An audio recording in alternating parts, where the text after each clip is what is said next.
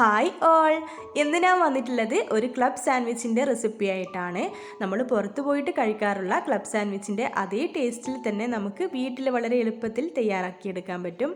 അപ്പോൾ നിങ്ങളെൻ്റെ video skip ചെയ്യാതെ തന്നെ മുഴുവനായിട്ട് കാണുക.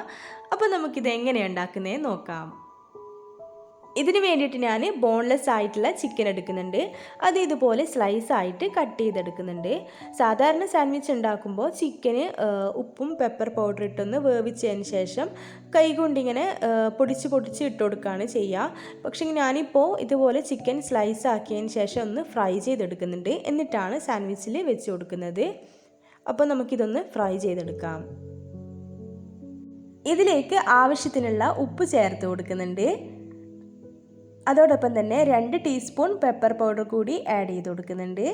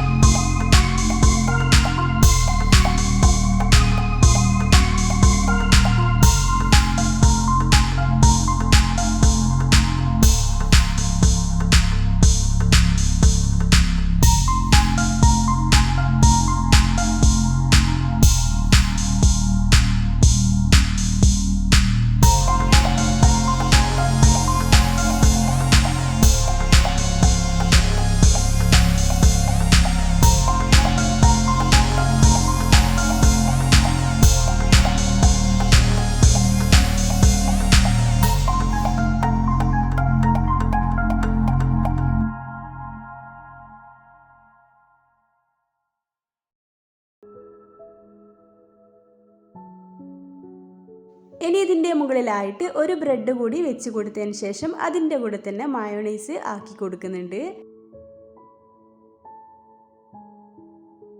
ഇനി വീണ്ടും ഇതിൻ്റെ കൂടെ തന്നെ വെജിറ്റബിൾസ് കൂടി വെച്ച് കൊടുക്കുന്നുണ്ട്.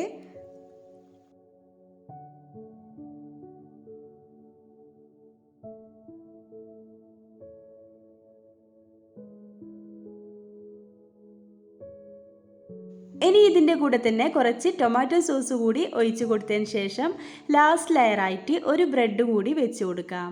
അതിനുശേഷം ഇതുപോലെ നന്നായിട്ടൊന്ന് പ്രസ് ചെയ്ത് കൊടുക്കാം.